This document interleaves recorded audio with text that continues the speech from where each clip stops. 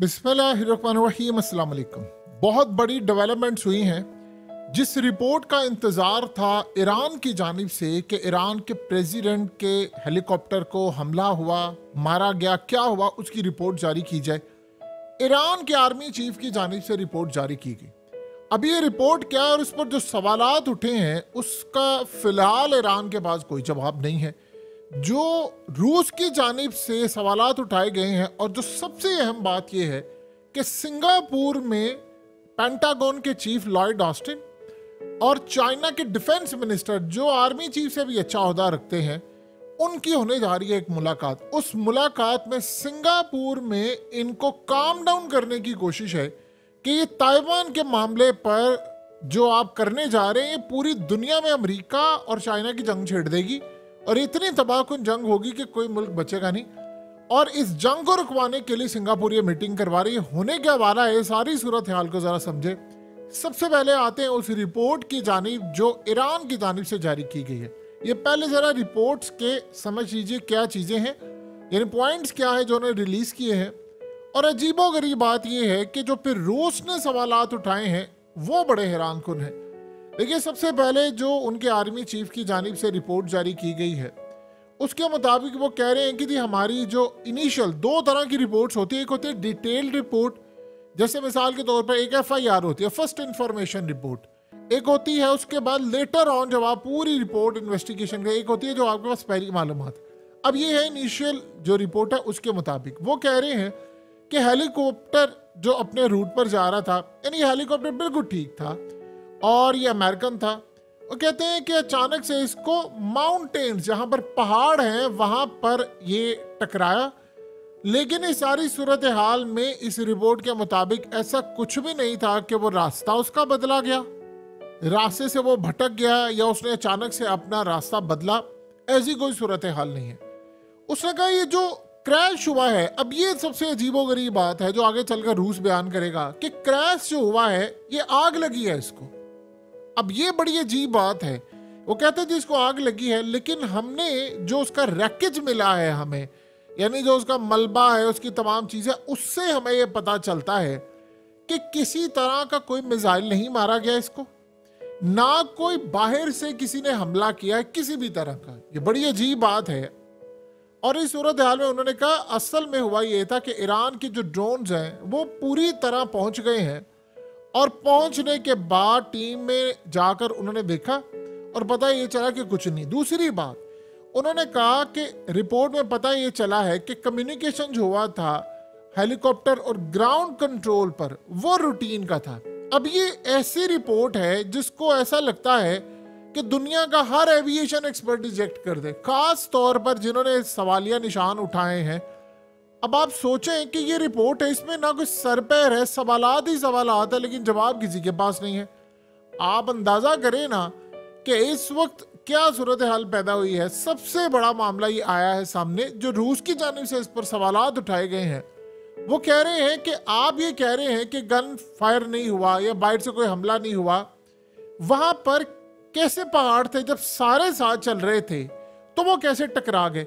जो यानी आप ये देखिए कि रूसी मीडिया के ऊपर स्पुतनिक पर तो क्लियरली इस बारे में बड़ी बातें की गई हैं कि जो रेंज बताई जा रही थी कि हेलीकॉप्टर ने उड़ना है, जिस रेंज तक मैक्सिमम उसकी हाइट है या उस रेंज जितनी उसको इजाजत दी गई थी, उस रेंज के दौरान आपने उड़ना है, वहां पर पहाड़ नहीं है, चीजें नहीं है, क्योंकि पूरी तरह सैटेलाइट से जो चीजें होती है वो बताई जा रही होती है और उनको बताया जा रहा है। तो उन्होंने कहा कि खतरा तो आगे कोई नहीं था, पहाड़ों का नहीं था। अब इस सारी सूरत हाल में अगर पहाड़ थे तो दो जो हेलीकॉप्टर साथ थे वो कैसे बच गए हैं, और आप कह रहे हैं जी पहाड़ों से टकरा गया है और उसमें आग लग गई है। अब वो कह रहे हैं, रूस ये कह रहा है कि अगर वाकई आग लगी है तो फिर आप ये बताएं कि बाकियों को क्यों नहीं आग लगी। और आप सवाल तो उनका बिल्कुल जेन्युइन है कि भाई ऐसी क्या सूरत हाल है। और आप सोचें कि प्रेसिडेंट के साथ ये बंदा जो हेलीकॉप्टर में था उसने क्या बात की। उसने कहा कि जब ये टकराया तो पायलट से हमारी जब बातचीत हुई थी वो मरने से पहले, तो उसने कहा था मुझे कुछ भी नहीं पता कि हेलीकॉप्टर कैसे टकराया गया, इसको क्या हुआ। वो कहता मुझे कुछ नहीं पता, मुझे इतना पता मैं जंगलों में हूं। अगर वाकई ये चीज है और ऐसा ही मामला है तो आप देखें जो पायलट होता है, जब आप बिल्कुल मरने के करीब होते हैं या आपकी कोई बिल्कुल समझ ले आखिरी चीज होती है तो आप झूठ नहीं बोलते। तो आप बताइए कि वो बंदा जो पायलट जो इतने सालों से चला रहा है और सदर का एक्सपर्ट है, आप ही के मुताबिक, आप ही के बंदे के मुताबिक वो कह रहा है मुझे अभी तक पता ही नहीं है कि क्यों तबाह हुआ है। आप बताएं, अगर वो जिंदा है, होशो हवास में है और आगे जाकर एक चीज से वो टकराता है, तो क्या टकराने का जो सिलसिला है उसको नहीं पता चलेगा कि सामने पहाड़ आ गया, वो टकरा गया और इस तरह बुरी तरह तबाह हुआ है? ये बात तो मानने वाली है ही नहीं कि जी वो कुछ भी नहीं हुआ, फलाना नहीं हुआ, एक टकराया पहले और उसके बाद आग लग गई है। वो बंदा कह रहा है कि कोई ऐसी सूरत हाल ही नहीं हुई। यानी वो पायलट जो इतना मंजा हुआ पायलट है, जो दुनिया का यानी टॉप लेवल के पायलट्स में आता है, जो प्रेसिडेंट के हेलीकॉप्टर चलाते हैं, वो बंदा कह रहा है मुझे पता ही नहीं है। अब इस आगे की सूरत हाल जो वो कह रहे हैं, रूस कहता है, उनके मीडिया पर ये बातचीत हो रही है, 3 आर्टिकल्स वैसे लिखे गए हैं। उन्होंने कहा है कि जो आखिरी गुफ्तगू है वो आप बताएं क्या थी, वो अभी तक कौम के सामने नहीं रखनी। आप ऑडियो लेकर आए सामने, आप बताएं क्या हुआ था, कैसे नहीं हुआ था। उन्होंने आखिरी राब्ता किया, आप कह रहे हैं बिल्कुल नॉर्मल गुफ्तगू थी, अचानक से ये हुआ, सारा कुछ है। उन्होंने कहा कि आप ये बताएं कि ये तबाह हो रहा है, मेडे कॉल नहीं गई उनको, आगे कोई खतरा उनको नजर नहीं आ रहा था। अब 3 हेलीकॉप्टर जो है बिल्कुल एक ही रो के अंदर थे, लेकिन एक जाकर टकरा गया है आपके मुताबिक माउंटेन से, तो बाकी 2 किस तरह बच गए हैं? और उन्होंने कोई कॉल क्यों नहीं दी और उनको पता क्यों नहीं चला कि ऐसी सूरत हाल है? उसे कहा अगर ये फोगी कंडीशन थी तो आप बताएं कि अगर यानी वहां पर इतनी ही धुंध थी तो ये बाकी 2 किस तरह बच गए हैं, और प्रेसिडेंट का जो हेलीकॉप्टर है वो कैसे बच गया है? अब आप सोचें जरा कि ऐसी सूरत हाल हो रही है। और फिर उसके बाद वो कहते हैं कि जिस दिन ये मामला होता है उसी दौरान में सलवाक प्राइम मिनिस्टर जो है उस पर भी एक अटेम्प्ट होती है, मारने की कोशिश होती है। यानी उसी दिन जिस दिन ईरान के प्रेसिडेंट के हेलीकॉप्टर पर होते हैं। उन्होंने कहा कि क्या ये इत्तेफाक है? उसे कहा इत्तेफाक नहीं हो सकता, सवाल ही पैदा नहीं होता। अब इस सूरत हाल में वो कह रहे हैं कि जो पायलट था वो इतना एक्सपर्ट था, अगर वहां पर फोग थी और या वहां पर ऐसी सूरत हाल थी तो वो असल में जो इजाजत होती है उसके यानी नीचे 300 से 500 मीटर थिक वाली साइड है, वहां पर आपने उड़ाना होता है। उन्होंने कहा कि क्या पायलट को पता नहीं था कि मैं यहाँ पर लैंड कर सकता हूँ, यहाँ पर हालात ठीक नहीं है? फिर इस सूरत हाल में उसने काम क्यों नहीं किया? उसने कहा कि अब असल में वहां से पायलट की जानिब से बात की गई थी बाकियों को कि आगे फोग है तो हम जरा ऊपर उड़ा लेते हैं ताकि इजीली हम निकल जाए। अब उसकी एडवाइस पर बाकी 2 उड़कर चले गए, तो ये कैसे टकरा गया? यानी आगे पहाड़ हैं, इन दोनों को भी, ये दोनों आप सोचे कैसी अजीब बात है कि तीनों एकरों में जा रहे हैं, आगे आ गए हैं पहाड़ और पहाड़ों से ऊपर चले गए हैं 2। जिस बंदे ने इनको कहा कि आप करो वो खुद नहीं गया, बाकी चले गए और वो तबाह हो गया। ये बात बिल्कुल अभी तक हजम नहीं हो रही। फिर उसके अलावा देखिए बाकी सारे मामला जो चीजें हो रही हैं वो बहुत सारे सवाल आते हैं, वो तब सारी दुनिया को पता है, उसका जवाब कोई नहीं। बस इतना कहा गया जी वो माउंटेन से टकरा गया है। भाई कैसे टकरा गया है, वहां पर क्या सूरत हाल थी, इस बारे में किसी को नहीं पता। उन्होंने एक रिपोर्ट, यानी ये समझ लें कि ईरान ने बड़ा क्लियरली इस अंदाज में कह दिया कि हम इसकी इन्वेस्टिगेशन नहीं करने जा रहे, इसको यहीं पर रख दिया। आप सोचें कि सारी सूरत हाल में रूस की जानिब से कंसर्न शो किए गए, उनके मीडिया पर यह बातचीत जब हो रही है। ये माइकल मलूफ जो है ये अमेरिका के यानी पेंटागन का सिक्योरिटी एनालिस्ट है, वहां पर सिक्योरिटी के तमाम फराइज अंजाम देता था और ये रूसी मीडिया के ऊपर आकर गुफ्तगू कर रहा है सारी के सारे मामला हुआ है। रूस का मीडिया स्पुतनिक और बाकी सारे उसको उछाल रहे हैं, बता रहे हैं कि सारे सवाल आते। और जब उसने कहा कि मैं जाकर इन्वेस्टिगेट करना चाहता हूँ, ईरान ने मना कर दिया। बहरहाल ये सूरत हाल है। रिपोर्ट बड़ी अजीबोगरीब थी जिसको कोई तस्लीम नहीं करा, लेकिन अजीब सूरत हाल जो यहाँ पर सामने आ रही है वो सवालात ही सवालात हैं, जवाबात किसी के पास नहीं। इस सारे मामले में एक बड़ी डेवलपमेंट हुई है। हुआ ये है कि अमेरिका अब ताइवान की जंग में घुसने जा रहा है। चाइना ने कहा है अमेरिका को कि आप पीछे हट जाए, अंटिल कि आपको जंग का बड़ा शौक हो तब आप कूदना, अदरवाइज ताइवान के मामले में आपने अगर ये कूदने की कोशिश की तो हम छोड़ेंगे। उनसे पूछा गया कि आपने ये ड्रिलिंग क्यों की है, आपने चारों तरफ से इनसर्कल किया है। आप सोचे कोई और होता तो वो कहते थे हमने टेस्ट की एबिलिटी। वो कहते हैं कि हमने चेक की अपनी पावर कि जब हम ताइवान को फतह करेंगे या उस पर कब्जा करेंगे या उसको अपने साथ में लाएंगे तो सूरत हाल क्या होगी, हम कितनी आसानी से जा सकते हैं। हमने सिर्फ प्रैक्टिस की है बड़े मार्के से पहले। तो उन्होंने कहा इसीलिए हमने सारा काम किया कि हमारे 49 जहाज आ गए हैं, फलाने आ गए, ये आ गया, वो आ गया। और इस सूरत हाल में अमेरिका को उन्होंने वार्न कर दिया कि आप पीछे हट जाइए। जो आप काम कर रहे हैं ना ऑस्ट्रेलिया के साथ, जापान के साथ मिलकर हम पर बाकी 50 ममालिक नेटो के लाकर हमला करने की, हम आपके साथ वो करेंगे कि आप सोच नहीं सकते। यानी इनडायरेक्टली बता दिया है कि मिसाइल हमला, साइबर हमले और बहुत सारी चीजें। अब ये मामला जब चल रहा है तो आगे देखिए, सिंगापुर में एक मीटिंग होने वाली है। मीटिंग हो रही है चाइना के डिफेंस मिनिस्टर, वहां के डिफेंस मिनिस्टर याद रखिएगा नेवल का चीफ है, वहां का आर्मी चीफ से भी ऊपर होता है डिफेंस मिनिस्टर। ये दुनिया में सारी होता है। जिस तरह भारत में डिफेंस मिनिस्टर आर्मी चीफ की क्या औकात है भारत के अंदर कि वो राजनाथ सिंह के आगे चूं भी कर सके, अगर वो चाहे तो वही आर्मी चीफ को उड़ा दे। यानी इतना पावरफुल होता है वहां के सिविलियन। आर्मी चीफ की औकात नहीं होती है, किसी की औकात नहीं होती वो ज्यादा ऊपर नीचे कर सके। चाइना का भी यही सूरत हाल। अब वो मुलाकात किससे होने वाली है? लॉयड ऑस्टिन से। लॉयड ऑस्टिन 3 स्टार जर्नैल है, पेंटागन का चीफ है। इन दोनों की मुलाकात करवा रहे हैं सिंगापुर, या दुनिया की समझ ले ताकतें सिंगापुर के अंदर। वो उनको कह रहे हैं कि देखें आप जिस राह पर चल रहे हैं दोनों, ये पूरे वर्ल्ड के लिए एक वर्ल्ड वॉर बन सकती है। आपकी मेहरबानी आप बैठकर ये मामला हल करें। अब वहां पर चाइना और अमेरिका की ताकतें आ रही हैं। उन्होंने आकर इनको वार्न करने जा रहे हैं। चाइना का डिफेंस मिनिस्टर इनको कहने वाला है कि आप रहें अपनी औकात के अंदर। यह वन चाइना पॉलिसी, अगर अमेरिका ने वन चाइना पॉलिसी की वायलेशन या ताइवान को एक्सेप्ट करने की कोशिश की एज अ नेशन, हथियार उनको दिए, हम आपका जो हश्र करेंगे वो आप अंदाजा भी नहीं लगा सकते। हमारे साथ आपने लड़ाई करनी है, हम आपको बताएंगे लड़ाई होती क्या है। गलती से भी ये गलती ना करना। यानी उन्होंने कहा कि गलती से भी ये गलती ना करना, ये लड़ाई ना करना, वरना फिर हमारा जो रिस्पॉन्स होगा अमेरिका उसको बर्दाश्त नहीं कर सकेगा।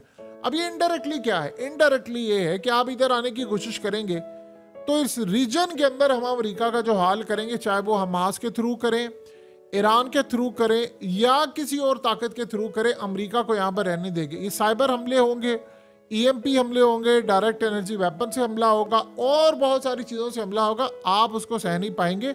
आपका पूरा कम्युनिकेशन हम जैम कर सकते हैं, हम पूरी तरह आपके जहाज़ों को गिरा सकते हैं और आप बर्दाश्त नहीं कर पाएंगे। सो इस सारी सूरत हाल में अगर आपने काम करने की कोशिश की तो अमेरिका का स्ट्राइक, यानी जो अमेरिका भी प्लान कर रहे हैं जी हम ताइवान के साथ जंग में कूदेंगे, आपके हमला करने से पहले ही हम आपको फारिग कर देंगे। ये अब तक की बड़ी डेवलपमेंट हुई है जो इनकी जानिब से है। अब अमेरिका इनके सामने क्या रखने जा रहे चीज? अमेरिका इनको कह रहा है कि आप वन चाइना पॉलिसी है फलाने की, हम आपके साथ चलने को तैयार हैं, लेकिन अगर आप इस सारे मामले पर आगे बढ़कर काम करेंगे तो हम वन चाइना पॉलिसी खत्म कर देंगे। हम ताइवान को बिल्कुल हथियार देंगे, तमाम चीजें देंगे। अगर आपने करने की कोशिश की तो ये जंग होगी। अब इस सूरत हाल में वो इनको धमकियां दे रहे हैं, हम आपकी कंपनीज पर पाबंदी आयद कर देंगे, आपको फलाना कर देंगे, ये कर देंगे, दुनिया में आपको बैन कर देंगे। जो चाइना से माल लेगा या जो चाइना के साथ कारोबार करेगा हम उसको छोड़ेंगे नहीं। अमेरिका को ये बात बड़ी अच्छी तरह पता है कि चाइना से आप माल ना ले, अमेरिका खुद बैंकरप्ट हो जाएगा। यानी ये सूरत हाल है। चाइना ने 900 अरब डॉलर का असल में जो कर्जा है जो अमेरिका का है, यानी जो चाइना ने लिया हुआ है।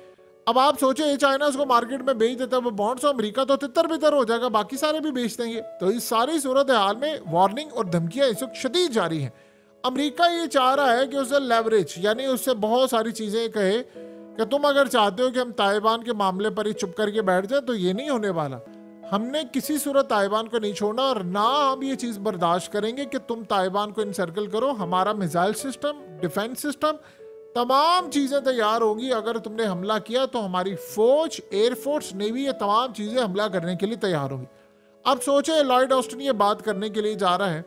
अब जानते हैं बात कब हो रही है? जब अमेरिका में एक ड्राफ्ट तैयार करने की कोशिश हो रही है कि 18 साल से लेकर 26 साल तक अमेरिका के अंदर तमाम लोगों को, तमाम नौजवान को, चाहे वो मर्द है, औरत है, लड़का है, लड़की है, बिल्कुल एज इट इज इसराइल की तरह वो तमाम मिलिट्री ट्रेनिंग लेंगे। और इस चक्कर में उनको तैयार किया जा रहा है कि जो भी जंग हो आपने उस जंग में कूद पड़ना है। अब सवाल यहां पर यह पैदा होता है कि अमेरिका को जरूरत क्यों पेश आई? 2 वजूहात की वजह से।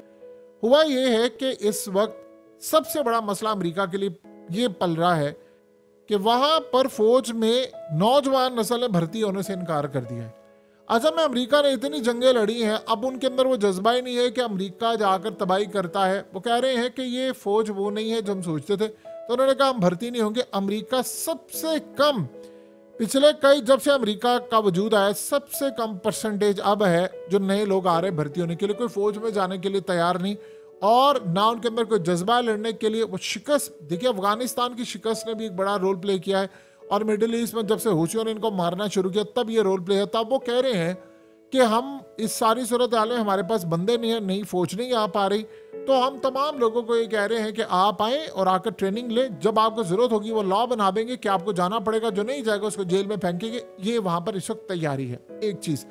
नंबर 2 सूरत हाल ये है कि एक पैकेज इंट्रोड्यूस करवाया गया है, याद कीजिए जिस तरह अफगानिस्तान के हवाले से करवाया गया था कि जो वो के अफगानिस्तान के अंदर जाते हैं लड़ने के लिए, मर्जी से नहीं जबरदस्ती, लेकिन जो जाएंगे लड़ने के लिए उनको स्पेशल पैकेज होंगे, घर अलाउंस, उनकी बीवी बच्चों का ख्याल और काफी सारी चीजें जो होते हैं उससे 10 गुना ज्यादा।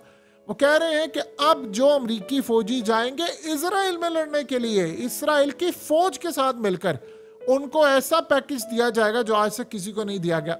अब क्या मतलब है? इसका मतलब ये है कि अब इजराइल की फौज में कमी हो गई है, उनको अमरीकी फौज चाहिए और अमरीकी फौज वहां पर लड़ने के लिए तैयार है। लिहाजा नया पैकेज इंट्रोड्यूस करवा रहे हैं कि इजराइल में आप लड़ने के लिए जाएंगे तो आपको फलानी चीजें मिलेंगी। वो अलग बात है कि पूरी अमरीकी फौज के अंदर इसराइल के खिलाफ इस वक्त बददिली पाई जाती है। अब आप यहां से अंदाजा कर लें कि दुनिया में क्या चेंज आ रहा है, और इसी तर्ज पर वो फौज को फिर चाइना के खिलाफ इस्तेमाल करना चाहते हैं। यानी इसराइल के अंदर नए लोग वैसे भर्ती नहीं हो रहे, उनके लोग मारे जा रहे हैं। वो कह रहे हैं नेतन्याहू ने जिस तरह बंदे मरवा दिए, जिस तरह वो अपनी इक्तदार की खातिर मरा, इसराइल में नए लोग आ नहीं रहे भर्ती के लिए, बल्कि उन्हें ट्रेनिंग दी हुई है और सारे वो भाग रहे हैं। 15 लाख लोग वैसे मुल्क छोड़कर चले गए। सो अब सारा स्नैरियो, सारी सूरत हाल एक तरफ अगर आप रख देते हैं तो इजराइल, अमेरिका, ये सारे जो काम करने के लिए जा रहे हैं वो किस लेवल पर है, इसका आप अच्छी तरह अंदाजा अब लगा सकते हैं।